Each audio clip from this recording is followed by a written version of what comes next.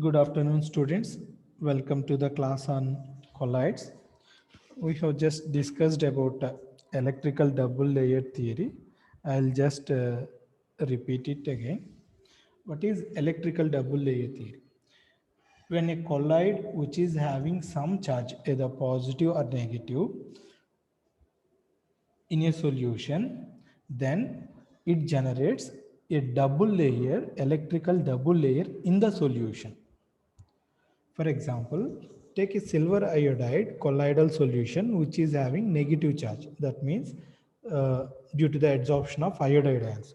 When a negatively charged silver iodide colloidal solution is there, then next to silver iodide colloidal particles, we will have this electrical double layer. What is this electrical double layer? Here, the negatively charged iodide ions are adsorbed on the surface of the colloidal particle. So, think that this is the surface of the colloid. Then, next, immediately to negatively charged ions, we will have positive ions. We will have positive ions. So, immediately to iodide ions, we will have sodium ions. These are immediately next to the ions which are adsorbed on the surface. So that is why it is called a fixed layer, or it is also called a Stern layer. Stern layer generally contains counter ions to the charge of the colloid. Stern layer contains counter ions to the charge of the colloidal particles. Now, immediately to Stern layer, we will have Gave-Chapman layer. What is Gave-Chapman layer? Gave-Chapman layer is generated in such a way it maintains the overall electrical neutrality of both Stern layer as well as Gave-Chapman layer. See, look at Stern layer, we have 7 positive charges. Look at Gave-Chapman layer, we have 3 more positive charges and 1, 2, 3, 4, 5, 6, 7, 8, 9, 10, 10 negative charges. So now look at the number of positive and negative ions both in Stern layer as well as Gave-Chapman layer. It is exactly equal. So immediately to fixed layer, we will have a layer which is called Gave-Chapman layer, which contains both positive ions as well as negative ions. This Gave-Chapman layer maintains overall electrical neutrality between Stern layer and Gave-Chapman layer. Now this together, Stern layer and Gave-Chapman layer, it is called as electrical double layer. It is called as electrical double layer. Generally, in a solution, it will exist up to 100 nanometers from the surface of the colloidal particles. That means from here, if it is 100 nanometers, then yes, it is a electrical double layer. Immediately to sodium ions, we will have nitrate ions. So this is how an electrical double layer will exist in the colloidal solution. Electrical double layer exists in the colloidal solution. Now, solution means we will have a lot of solvent. Immediately after 100 nanometers, after 100 nanometers, we will have completely neutral layer. That means in this layer, the number of positive and negative ions will be exactly equal. So that is why we are not discussing about this layer. Okay, we are just omitting it. Now, the potential difference between Stern layer and Gave-Chapman layer is called zeta potential, which is denoted by Xi. Zeta potential determines the stability of a colloidal particle, colloidal solution.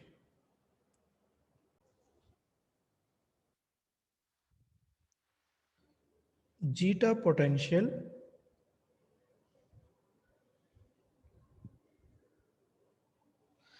Xi is the potential difference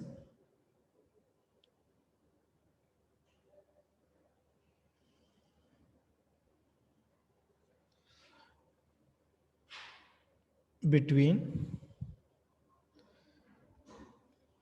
the surface of surface of the particles, that means colloidal particles, and the diffused layer. And the diffused layer. Diffused layer means Gauss-Chapman layer. So from the surface to the Gauss-Chapman layer, the potential difference is called zeta potential. Zeta potential determines zeta potential determines the stability of a colloidal solution.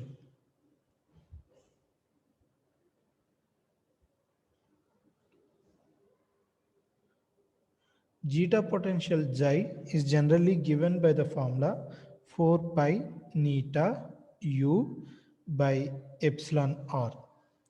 Here, neta is viscosity of the solution. Neta is viscosity of the solution. U is mobility of the ions, mobility of colloidal particles,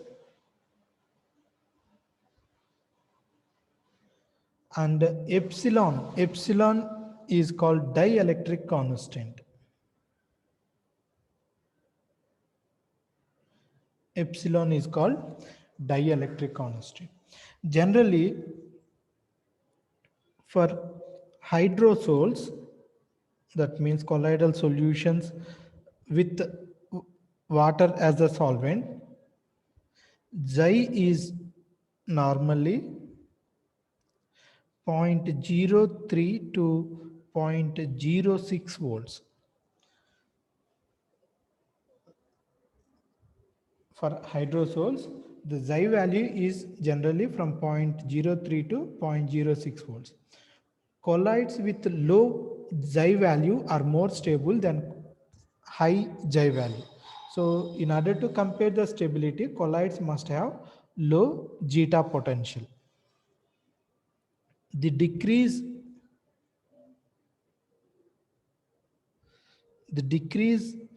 in the xi value decreases the decrease in the xi value decreases the decrease in the xi value decreases the repulsive interactions between the particles.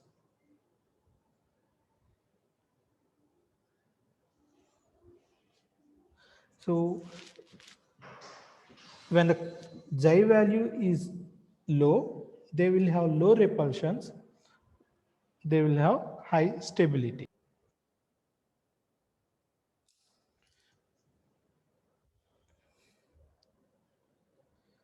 Gauss-Chapman diffuse layer thickness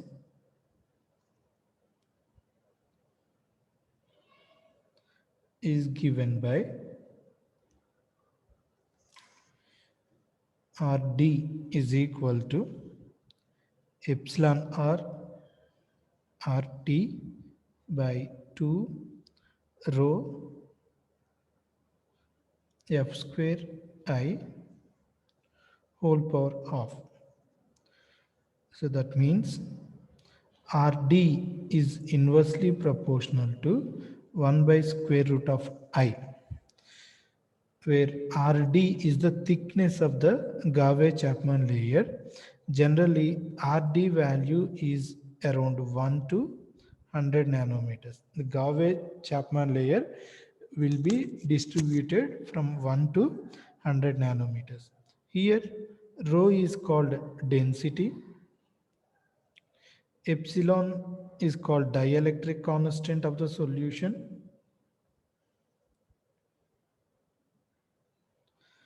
I, ionic strength.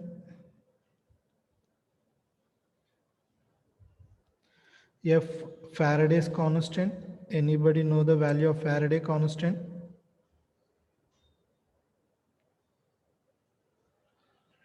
Of course, R, real gas constant, T absolute temperature.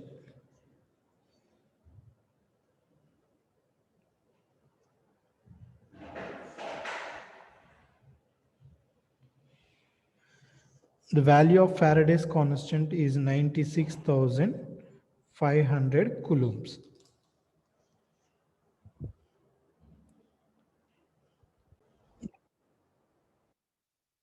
Next, we will discuss about stability of colloidal particles. Of course, I did tell you that lyophilic colloidal solutions are always stable. Lyeophobic are also stable due to the charge of the colloidal particles. Lyophilic are stable, naturally they are stable. Lyeophobic are also stable because of the charge on the colloidal particles. Now, when we want to increase the stability of colloidal particles, then what we need to do? When a lyophilic colloid is added to lyeophobic colloid, the stability of the lyeophobic colloid will increase. So when we add lyophilic colloid to a lyeophobic colloid, its stability will increase. Thus, a lyophilic colloid protects a lyeophobic colloid from precipitation by the action of electrolytes. So it generates more charges, double layers, and it makes lyeophobic to be more stable. These are called as protective colloids. So the lyophilic colloids which are added to lyeophobic in order to increase its stability, these are called protective colloids. The protective power of a lyophilic colloid is given by gold number. Gold number is actually proposed by Zygmundi. S is silent. S is silent. Zygmundi. Gold number is defined as the number of milligrams of a protective colloid which is required to just prevent the precipitation of a 100 ml of standard gold solution when 1 ml of 10% sodium chloride solution is added to gold soap. You may be confused with the definition, but I'll try to explain it a little bit. If we have 100 ml of gold solution, 100 ml of gold sol, then when we add sodium chloride salt solution, then what happens? How much we are adding? 1 ml of 10% sodium chloride.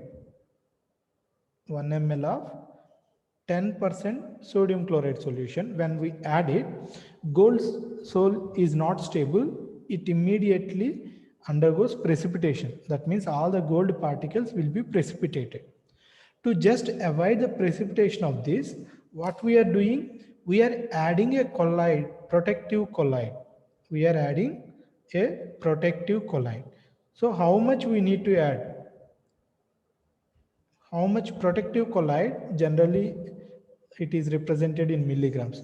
How much we need to add to just prevent the precipitation of 100 ml of gold sol when it is mixed with 1 ml of 10% sodium chloride solution. So the amount of protective colloid needs to be added to prevent the precipitation of gold sol is called as gold number. Generally, solutions with natural molecules or polymers or surfactant molecules, they are used as protective colloids. So gelatin, whose gold number is 0.01, potato starch, it is 20, gum arabic, gold number is 0.5, hemoglobin, gold number is 0.03 to 0.007. Generally, the power of protective colloid is given by gold number. Now, if among these colloids, which one will act as a good protective agent? Anyone can answer this. Among these colloids, which one will act as a good protective colloid? Anyone?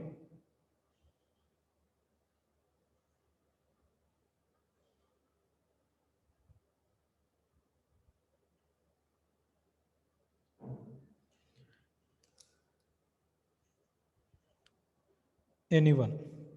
Among these four colloidal solutions. Potato starch. Okay. Any other answers? Gelatin, sir. Okay. Any other?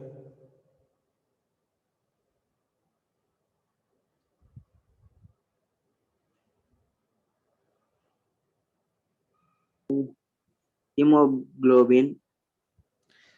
It is the gelatin. Gelatin. Don't go for all options. So it is gelatin. Why? A good protective colloid must have low gold number. Why? See, if this solution is protected by 0.01 mg, then it is a good protective. But if you want to add 20 milligrams to protect this, that means we are adding large amount of compound, right? But if the colloid is protected by adding a small amount, then it is a good protective colloid. So in order to be a good protective colloid, gold number must be low. So the colloidal solutions which are having low gold numbers, they are called good protective colloids.